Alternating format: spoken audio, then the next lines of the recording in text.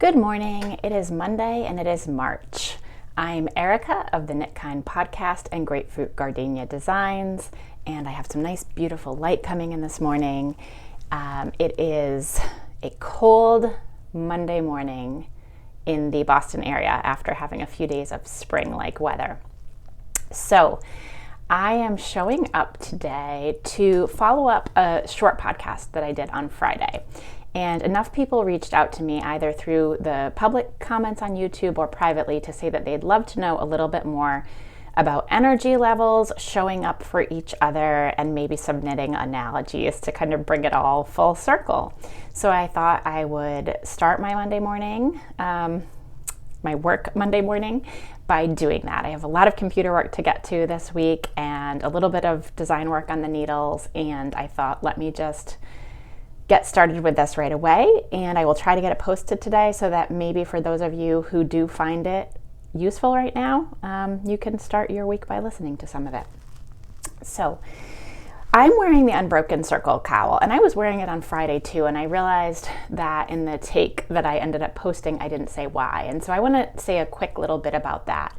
If you're new here and you don't know about this design, I'm not going to tell the whole story of it right now, but I will tell you I wore it on Friday because there was an event with Paula Aarons and Boston Fiber Company that had to do with a knit along for this piece, and that the story of this and the story of shepherds in general and people who are really connected with the earth right now is just very grounding for me personally, and I think for a lot of others, because it takes us out of all of the, not just noise, because what's going on is more than noise, but there is so much going on right now that sometimes just getting back to the absolute basics of life and earth and sustenance is really helpful in its own way.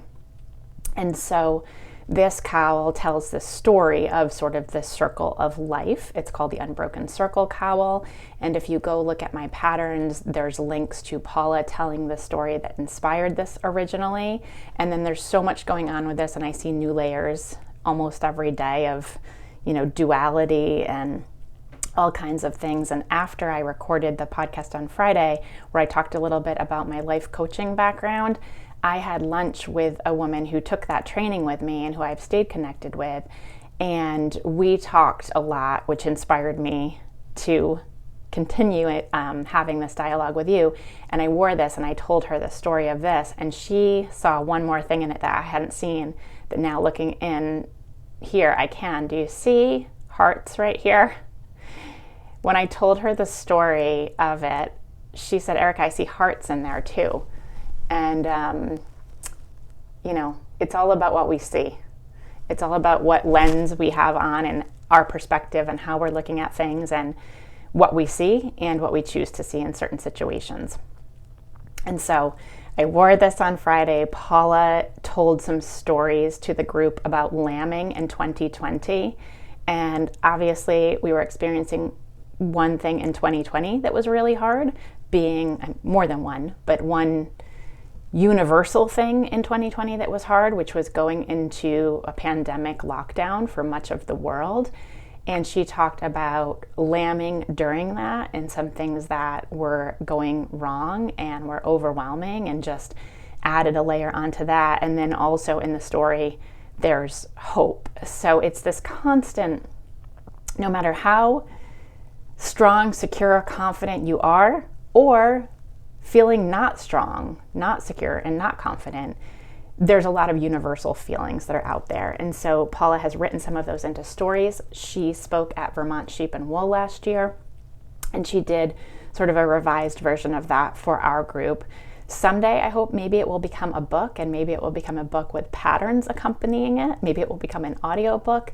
But in the meantime, if you have a chance to hear Paula speak and tell some of these stories, she, in a previous iteration of her profession, she was a dancer and performed. And the way that she tells these stories is like a dance performance. It's the cadence with which she speaks and the emotion that she's able to evoke is really, I just find really special.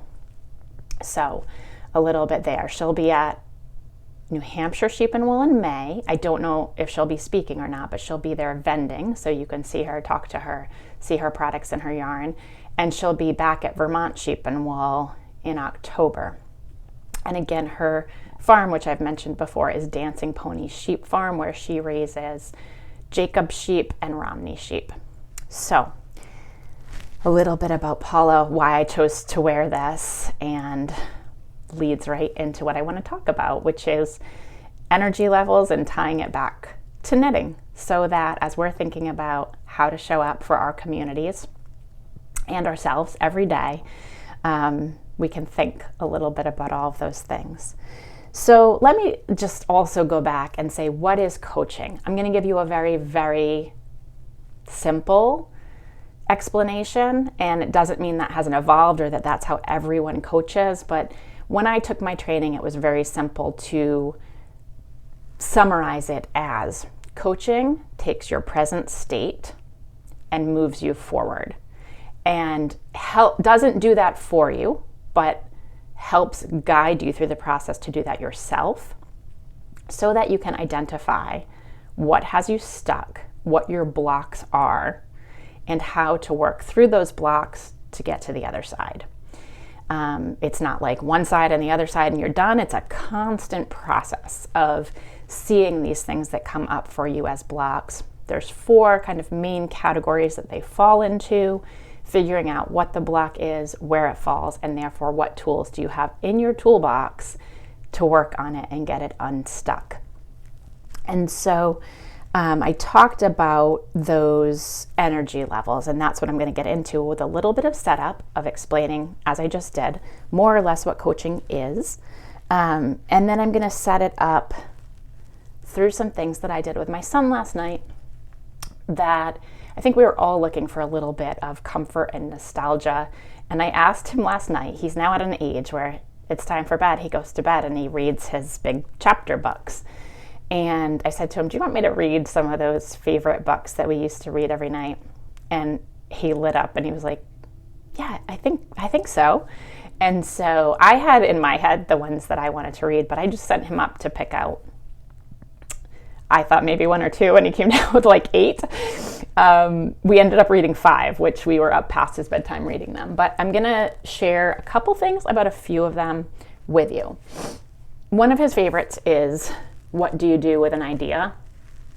And the reason that I love that he always reads this, because he has so many ideas, and sometimes adults can squash ideas. Parents, teachers, we do our best to nurture these, but sometimes we're in reality and we're like, oh my God, which if any of you have kids or grandkids or friends or godchildren or neighbors that you read to, or kids at the local library, that's sort of like the Iggy Peck architect and Rosie Revere engineer idea that these kids have these dreams and these ideas, and sometimes we're too engrossed in the real world and it can really squash them. But this one is much more abstract. And the reason I'm showing you this one is because when I have this moment of, well, this is a knitting podcast, right? Or a fiber arts podcast. And do people want to hear about this coaching stuff that I get so excited about and about sharing, and I feel like it could change the world? And so I'm taking some advice from a kid's book today, and I'm taking my idea and I'm not telling it to go away and squash so I can talk about fiber, because right now that's not what I want to talk about. I'm going to talk about it in relation to these things, but it's not the only thing. It's not exclusively who I am. It's not exclusively what I'm going to talk to you about.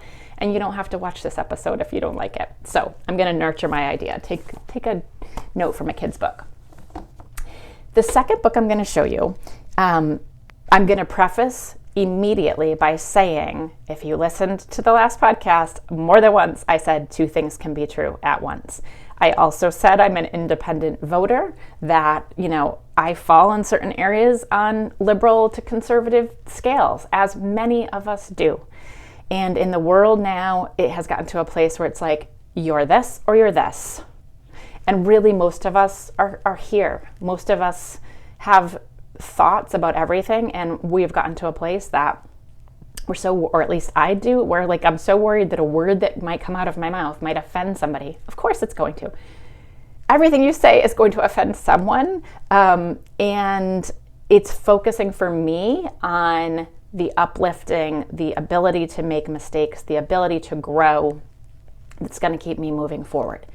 So I acknowledge that this book, which I was shocked, was published for the first time in 1990, because I thought maybe it was in the public domain and I could read more of it if that made sense. Well, it's not in the public domain. It's not nearly as old as I thought it was. And it's Oh, the Places You'll Go by Dr. Seuss. It was the last book published in his lifetime. And what I want to acknowledge is that there is also a history, if history is the right word, but if you don't know and you look up Dr. Seuss and racism, you're going to find a whole bunch of information. This was the last book of his published in 1990. And he died in 1991. So two things can be true. There can be issues with race and racism, as there are in every single thing that we do in some way in our lives. And I'm not making light of that, and I'm not showing you this in opposition to that. The reason I am, there's two reasons. One, it starts almost immediately in the book with a very well-known quote, which is, "You have brains in your head, you have feet in your shoes.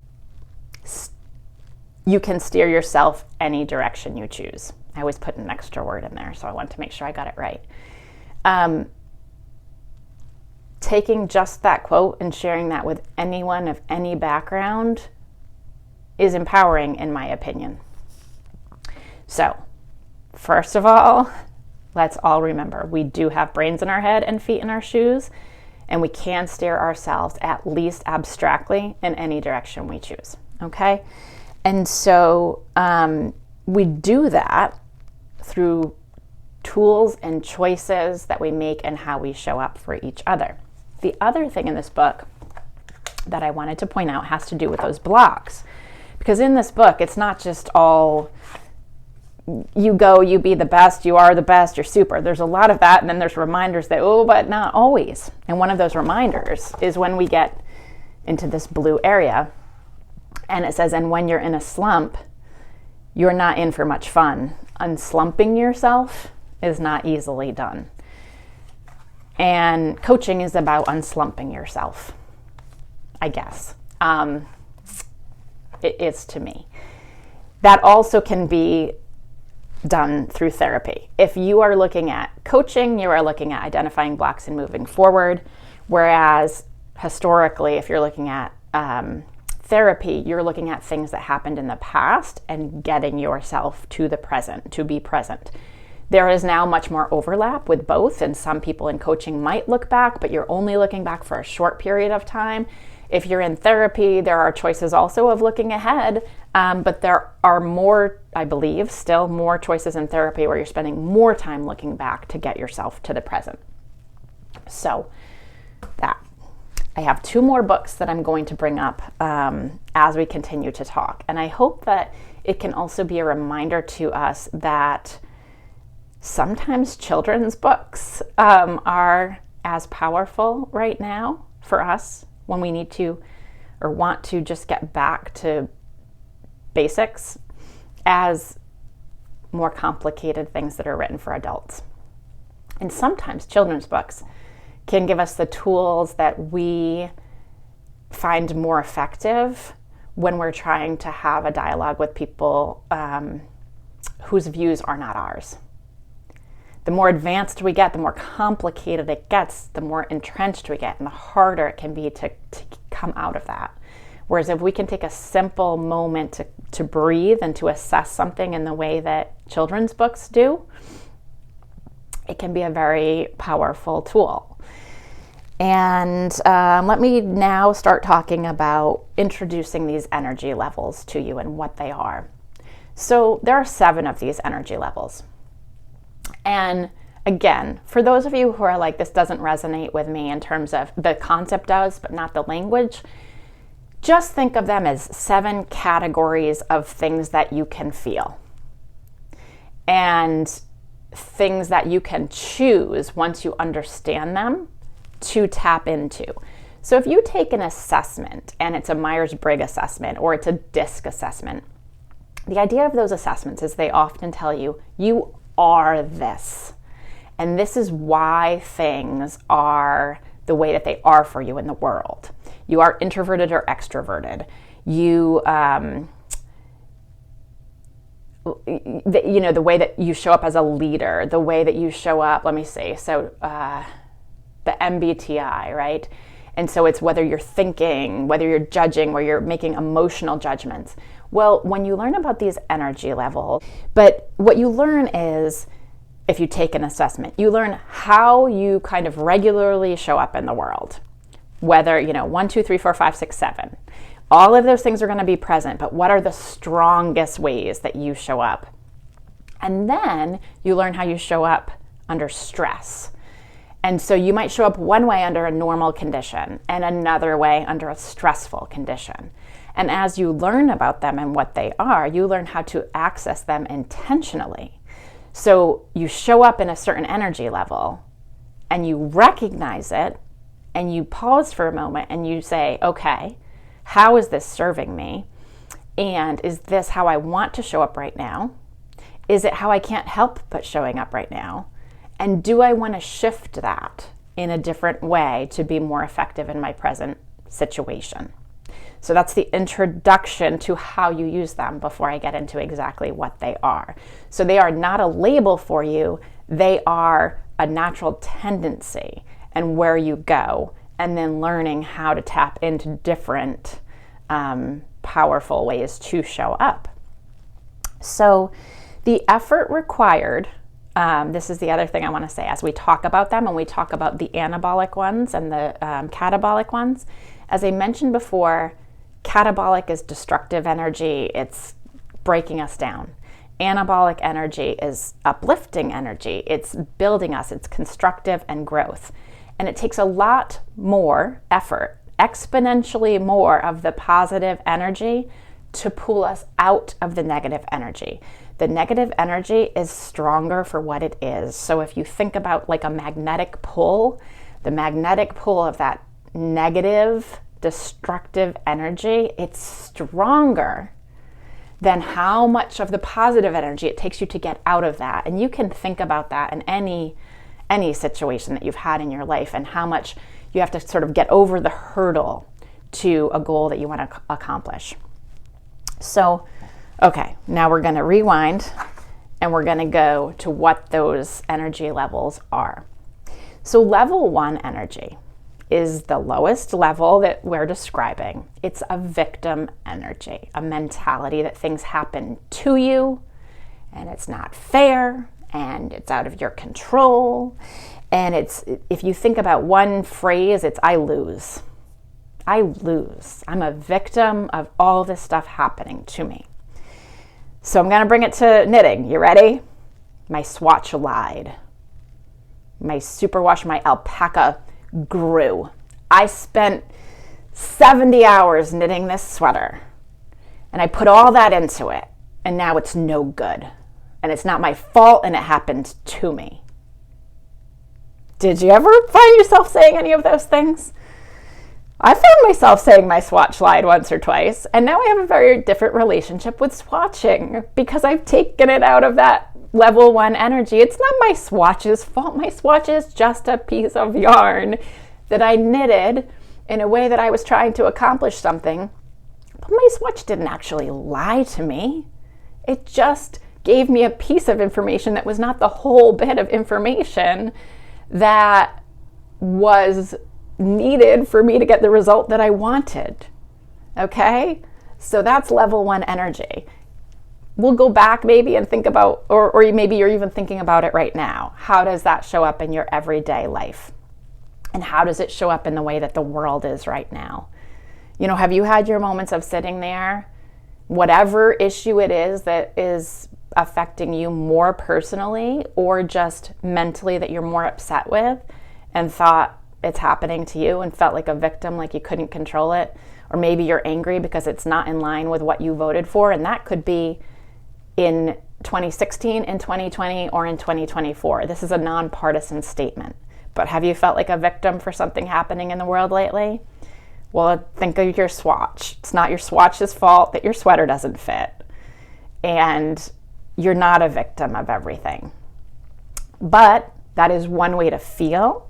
And at times that can serve you, because there are times that is what mentally we want and need to be in the space that we want and need to be in. So it's not bad. It's not good. It just is. And it's one way that we think and show up in this world. Level 2.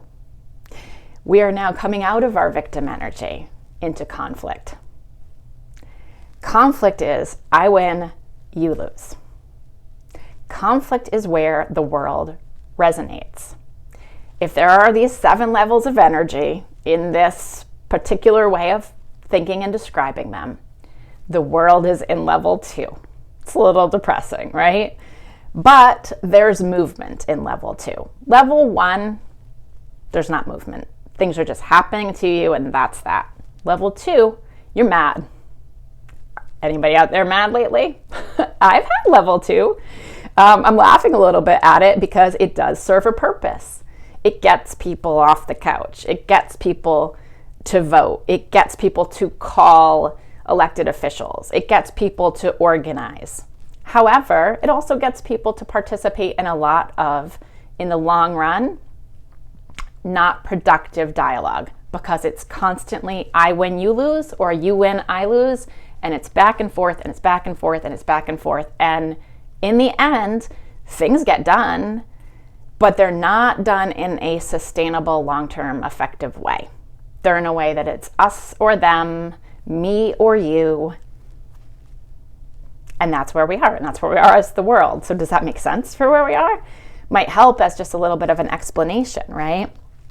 Now, I had some trouble thinking of an example for this one, which is crazy, because if it's where the world resonates, how could I not think of a knitting example? Well, here's the one I ended up thinking of. I'm a designer, right? So I will have people reach out to me sometimes. And sometimes people reach out and they're very, very nice with questions. Very nice. Pattern support. You know, I try to write my patterns for beginners through advanced so everyone can enjoy it. It's not easy to do that all the time. But sometimes people don't even reach out, right? We've seen this. And I'm not saying this about me specifically, just as designers in general, okay? Sometimes instead of reaching out with a question or figuring out if they're not understanding something in a pattern, people get right on social media or they get right on Ravelry and they immediately post, this is a terrible pattern, there's something wrong with it. You know, I was smart enough to suggest to them that they make the change in the pattern because this is right and this is the way that I did it. And the designer doesn't write back and say, oh, you know, let me take a look at that and get back to you. Hang tight, because now the designer's mad. You've pushed a button, potentially, right? You've pushed a button. You've said that they are wrong and it's a terrible pattern. Well, maybe they spent countless hours in tech editing and testing, and you've just gone out and told the world it's awful. So they come back and they say, you just don't understand it. It is right. I've had it tech edited and I've had it tested, and you know, there's something wrong with you that you can't understand it. So that's my level 2 energy example. You know, you've got an us versus them. The pattern is right or it is wrong. And the designer thinks it's right and the user thinks it's wrong. So who's going to win in that situation? I mean, how many hours do you want to spend debating something on social media on Ravelry? Why not just have a conversation? Maybe there's a middle ground. Level 3. Level 3 moves you out of catabolic, destructive energy into anabolic, constructive energy. Now, it's only 3 of 7, okay? But you're going to see when we get to the really high levels, that's not a place we're going to spend talking much about right now, because it's not necessarily something you're going to encounter as much. It's good to know about it, but we're really going to talk most about 1 through 4 to 5, okay? So think of 1 to 4 to 5 as sort of the core of what we're going to talk about as how you're showing up and how the world is behaving. Okay, so level 3. I win, and if you win too, that is great. That's great. But it's not the most important thing to me. Most important thing to me is still that I win, but I would love for you to win. I'd love it. That'd be great. But if it doesn't happen, it's okay. It's more important that I'm taken care of. Okay, so now this is something that can be very present in a lot of people's lives because of We're human. We have brains and logic and culture and society that we've been raised in. And especially, I don't really want to speak necessarily to other cultures outside of the United States. I'm going to speak kind of from my my personal experience and then my primary coaching experience. This one, again, I was kind of thinking, well, how do I explain this in terms of knitting? So I'm gonna draw on that last example of a user saying a pattern's wrong and a designer saying a pattern is right. Well, level 3 is maybe that first outreach is someone reaching out directly to the designer and saying, I did this and it worked for me. I'm not sure if the pattern's right because it's written like this and I was confused. And then the designer writes back to them and says, well, it is right, but I can see how maybe you could misunderstand that a little bit. So what if I put this tip in the margin or recorded a video tutorial?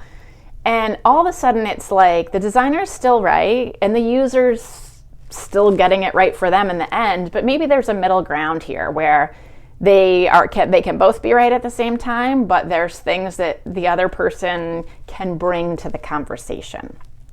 And so level 3, I think, is one that I experienced a lot in my life and still do.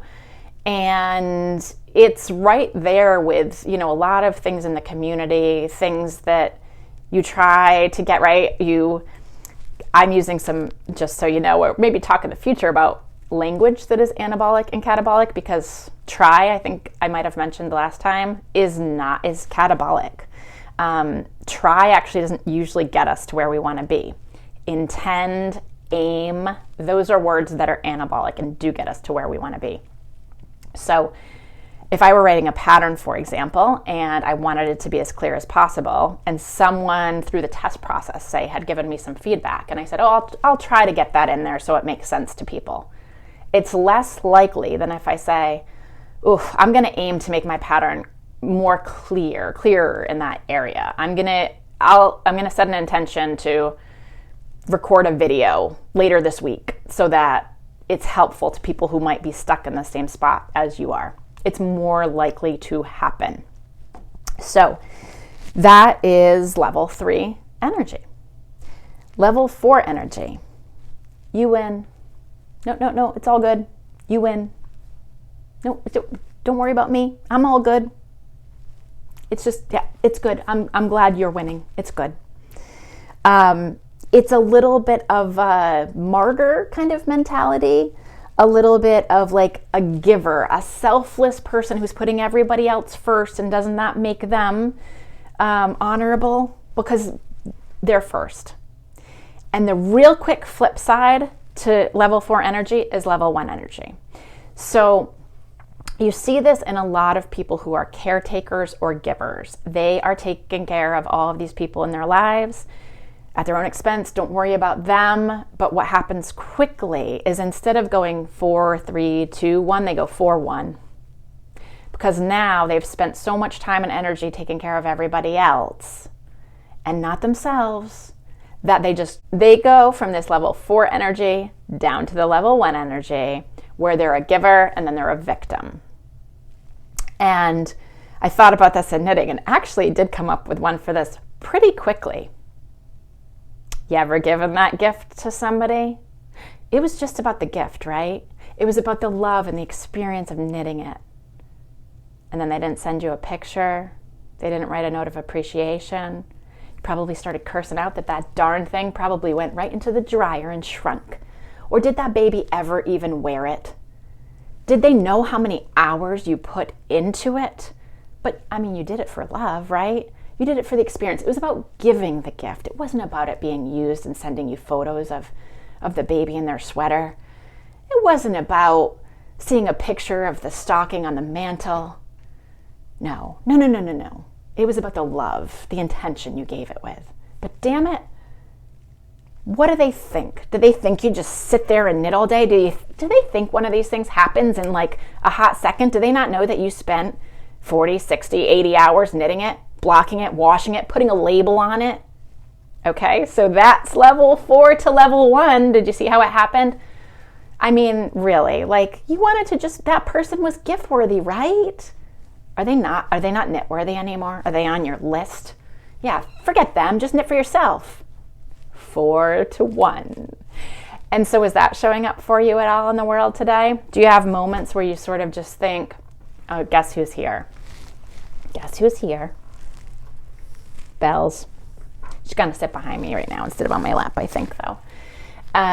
So level 4 to level 1, it goes fast. It goes from that you win to the I'm a victim. And it can happen in knitting, and it can happen in the way that the world is today. So have you found yourself with some issues that are bothering you right now thinking, yeah, well, fine. This is what the country wanted. This is what, people whose viewpoints are not in line with mine wanted. And now they've got it. And that might not be, the most appropriate example. But to me, there's a little bit of that because we're not stopping to have meaningful dialogue, and we're not allowing each other, no matter where you are on any of these issues, we're not allowing each other to have conversations that are level 3 very often. We're doing a lot of level 1, a lot of level 2, maybe some level 4. But if we can get back into a place where we can have level 3 conversations, level 3 interactions with each other, we're going to be able to move forward in a way that is imperfectly perfect, in a way that we've taken for granted our country has been doing for a long time.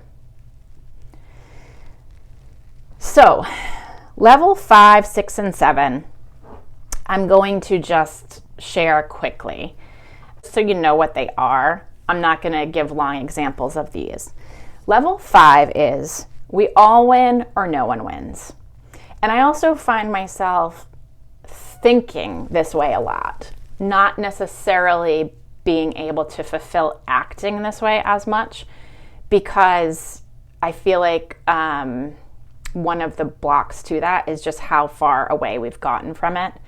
But that idea that if we're not all winning, no one's winning, I conceptually agree with a lot, and I do in practice too, and I feel like we're far away from that. So for our country, I'll put it in this perspective. If we don't have a constitution that is interpreted through systematic ways, we're all going to lose. You're going to lose if you're ultra-conservative, ultra-liberal, and anywhere in between, in my opinion, because the framework's gone. So you might win at one thing and not at another thing, and it's not going to be decided in the same way that we have decided things in our lifetime. And I'm not even here to say that's good or bad. I'm just here to say it is. So when you think about how you're showing up again and the conversations that you're having, this is a big, big topic. And pausing sometimes to pull back. I don't even know that that's a conversation that I would necessarily breach with people in a way to be effective. But remembering in the back of your head that people are experiencing all these energy levels, whether it's knitting or our world, is the type of thing that we realize everyone can feel threatened. Everyone can feel victimized. Everyone can feel in conflict. Everyone can feel like there is this game of winning and not winning. And in the end, it is an imperfect world. And we've had systems in it and allowed people to work within those systems to share their views, to work toward policies that represent their views. And on any individual issue, we might not be able to come to a place where we feel like everyone wins or no one wins. But overall, with our framework, it's kind of one step back from that. So I realize that's getting a little bit more into maybe my opinions than, I don't know, is productive or intended. I don't really know. I do know I have a lot of things I'm experiencing, and I'm trying to come up with how to most appropriately share those with you without going too far. So I'll leave that one at that. We all win or no one wins, however you want to look at it. Again, this one I didn't dwell on too much for getting an analogy to the knitting world, but I was sort of thinking it like this. It's sort of like whatever fiber you're working in, acrylic, wool, bamboo, alpaca, cotton, small farm, big farm, produced domestically, produced overseas. It's that way of like, we're just all winning or no one's winning. And the more we go after people and the more we say, you used this and that's bad and you did this and that, the more we go down into the other energy levels. And so, I don't know, it's tricky, right? Like we know for certain things for the environment that we need less impact of textile waste that's never going to go away, that we need, better carbon footprints or less impactful carbon footprints for other things we're doing in life. But that's the only thing I could kind of come up with on a whim is like, we're all winning here or no one's winning. And we've got to figure out what that means in terms of what we're knitting with, what it costs, what the impact is. And I don't necessarily know the answer, but that was sort of what I thought about most when I thought about something that would be a good analogy. Level 6 is that we're always winning. We're winning. We're just, like no matter what happens, you might have an idea that it's good, bad, serves you, doesn't serve you, is awful, is wonderful, but we're here and we're winning, and that's life, is level 6. And level 7 is that there is no winning or losing. It's all an illusion. We're basically puppets, if you will, in a way. There's no value judgments. It's a construct, and it's sort of this like enlightenment level of energy. And so that's why I didn't spend a lot of time focusing on that level 6, level 7, because right now I thought what was most helpful to share were the other levels where there's a lot of things happening right now and how you might show up and how you might bring that. So that is my summary of it.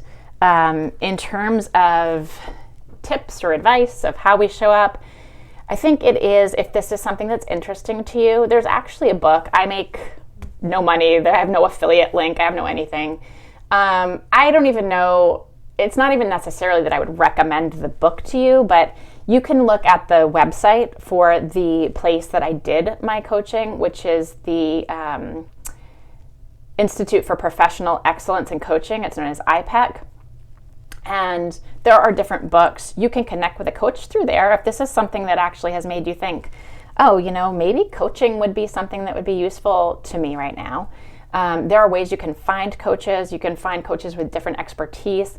When I was starting a coaching practice, which my life changed vastly during the time I took the coaching course, but my focus and my specialty was going to be, or was for a brief period of time, on women who were in middle age or mid-career who were looking at issues of life in and out of the workplace, in particular if they were in the workplace and trying to figure out how to balance mid-career opportunities and family and commitments and decisions, or mid-career, or if they were outside of the workforce. So say they had taken some time, whether it was to care for young children, to care for elder parents, both, or just to sort of, I don't want to say find themselves, but maybe pivot.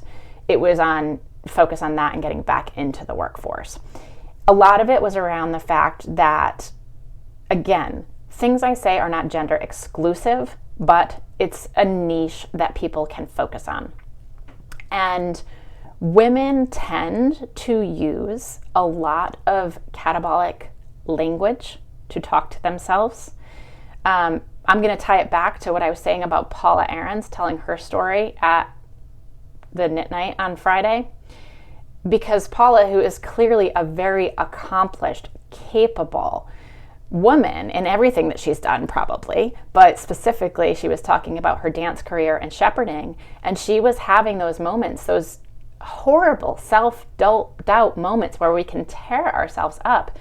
And so my coaching was about helping women use more anabolic language and tools to lift themselves toward things that they want and to move past blocks, which a lot of us could really dwell on. What's blocking and kind of blaming ourselves. And so that's why I had focused on that. So anyway, I shared it through knitting. I hope that you enjoyed it, or if you didn't, that you just skipped this episode. And let me wrap it up with the other two books that I had mentioned, children's books. Last Stop on Market Street is a book that I had picked up for my son when we wanted to make sure, for all of the right reasons, right, quote unquote reasons, that from a very young age we had books on his bookshelf that represented people of all different backgrounds, colors, parts of the world, things that had girls and women learning STEM from a young age, right? All of these things that maybe we'll judge ourselves in 20 years and say we did something wrong there too. But we had some like old traditional kind of favorites. And when we read them, we thought, oh, well, wow. We didn't notice these things when we were, growing up in a world that was largely children's books, had one type of, Caucasian person. They had male heroes. They had stories that represented colonialism and things that you may or may not have noticed. The way that they represented Native Americans, Native tribes was very racist. But again, everything judged in context and in time is important, and giving ourselves grace to learn and grow. And so we got him Last Up on Market Street. And the reason I'm showing you, there's two. One is, of course, Nana here knits. And she has a lot of insight for the boy in this book named CJ. And one of the things she says when they get to the last stop on Market Street and they get off the bus and they're going to a soup kitchen, which they don't call a soup kitchen, but reading this book to a child, they have their own interpretation of it, which is beautiful. And one of the things that happens when they get off the last stop at Market Street is that CJ looks around and he sees crumbling sidewalks and broken down doors, graffiti tagged windows, and boarded up stores. And he says, how come it's always so dirty over here? And Nana smiles and points to the sky and says, sometimes when you're surrounded by dirt, CJ, you're a better witness for what's beautiful. So, in my middle-aged parenthood, I am an older mom, as I've mentioned before. It's easy to get choked up reading kids' books sometimes. But, again, holding space for people with all different opinions right now, I'm going to remind many of us who are struggling that sometimes when you're surrounded by dirt, you're a better witness for what's beautiful.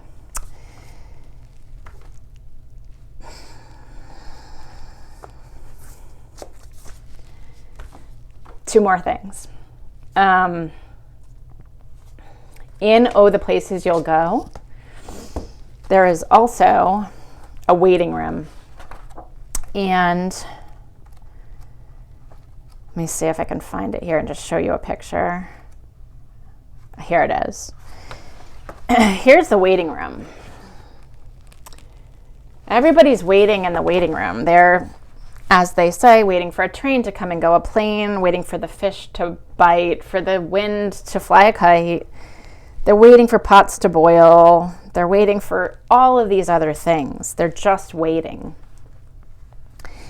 And we've talked about energy levels, and we've talked about knitting, and we've talked about how you can choose to show up or not show up, or when it's right for you to show up. We also talked in the last episode about how indulging in a hobby right now isn't necessarily that it might be self-preservation, that you might be feeling deep despair, and you might not be able to do something right now that you feel like you should do. Should is very catabolic and something that women use a lot in language.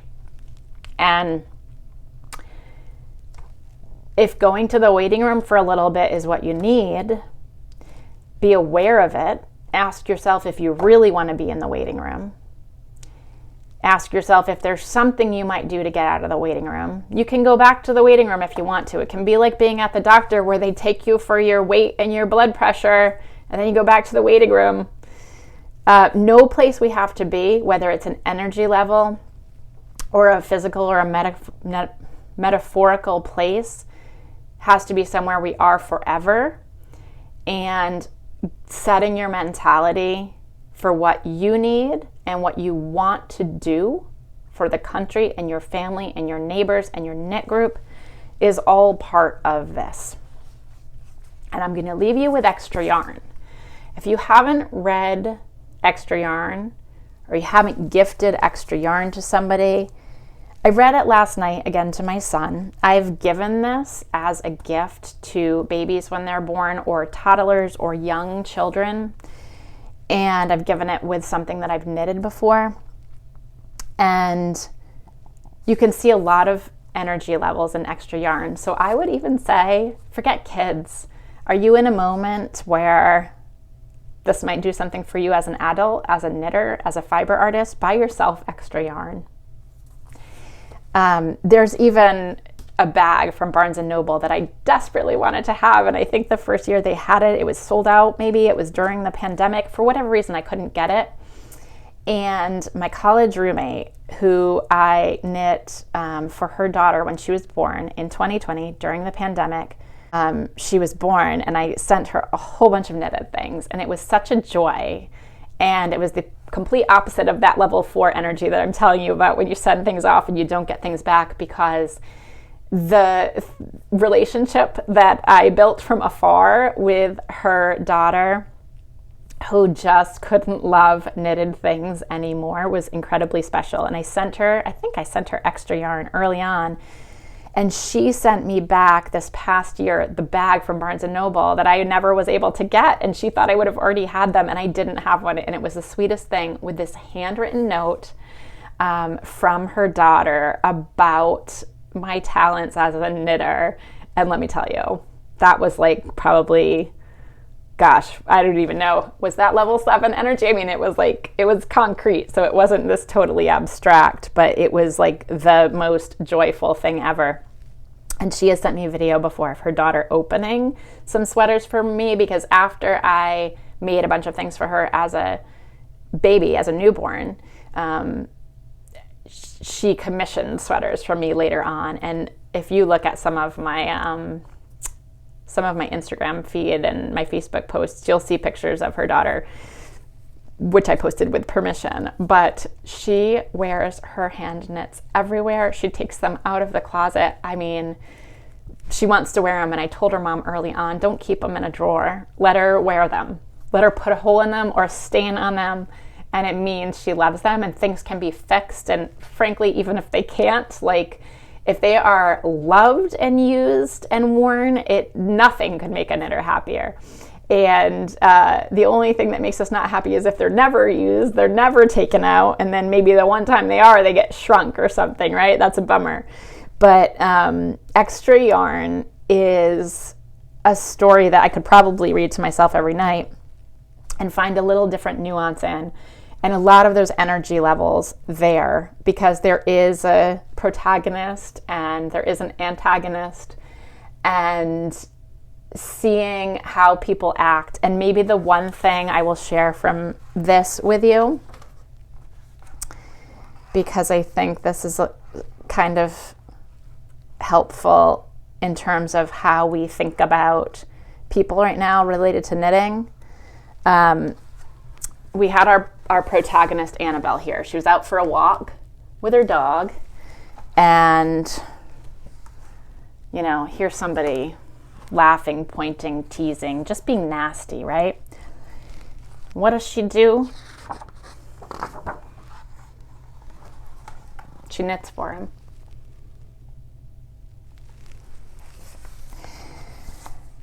So it's another reminder that sometimes when you're feeling angry, dark, victimized, in conflict, I'm not saying that there is not completely unacceptable behavior going on, completely criminal, hate-related crime behavior going on. There is. And I'm not saying go knit that person a sweater, okay? But when you think about the majority of people in our country who are hurting and who might be on the same page as you politically and who might not be, and you think about things like we've talked about, like Knit for Food, not asking someone who's hungry who they voted for. You could knit hats for a charity that makes people who are cold warm. And through your knitting, you could be showing unbiased, nonpartisan love for humanity. It's incredibly hard. It is incredibly hard right now, and it's not right for everybody. And, you know, the Loose Ends Project I've talked about a little bit, and I was thinking about that. I don't think they're asking screening questions for projects that have left over. Wait, we're not going to finish that if you didn't vote for the same person we did. So there are opportunities to stand up for what you believe in, and there are opportunities to show up for what you believe in. And they're not the same. Showing up for what you believe in, if you believe in everyone being able to have opinions and perspectives and beliefs and letting people grow and change, and that includes yourself, then show up. Don't just stand up. And stand up when you want and need to stand up. So that was a long one. If you're still here and you've listened, again, I really hope it's helpful. I'm putting myself out there by doing this. And that's it. I'm going to say knit kindly, live kindly, have a wonderful week. I will see you, if not sooner, by the end of the week, because we'll be releasing Mending Fences. Maybe we'll think of some creative things to do around that. And I will be excited to see and hear from you at the next chance I get, maybe in person at one of the festivals.